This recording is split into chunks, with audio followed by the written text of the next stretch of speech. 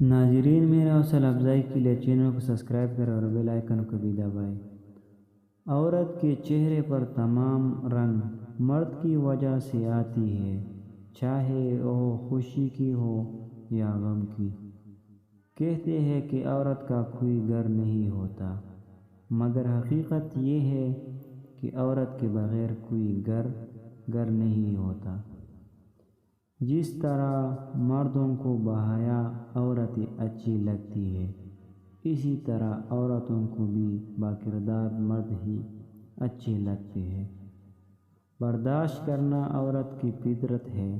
اگر عورت برداشت نہ کرے تو بہت کم گھر آباد ہو۔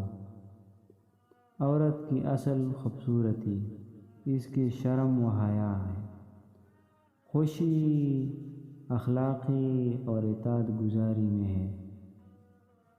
اگر یہ نہ ہو تو حسین سے حسین عورت بھی اپنی نافرمانی، بد کلامی اور بد اخلاقی سے بدصورت لگنے لگتی ہے۔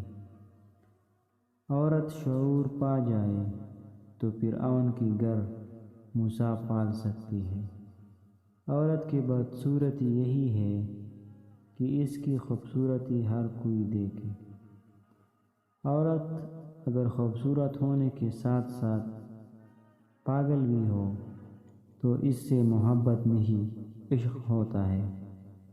مکان تو سامان اور اینٹوں سے بن جاتی ہے، لیکن گھر بنانے کے لیے نیک عورت کی ضرورت ہوتی ہے۔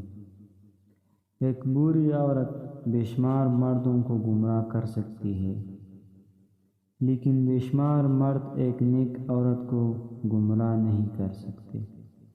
مرد اگر ضد پر آ جائے تو عورت کی زندگی تباہ کر دیتا ہے، لیکن عورت ضد پر آ جائے تو نسلوں کی نسلیں تباہ کر سکتی ہے۔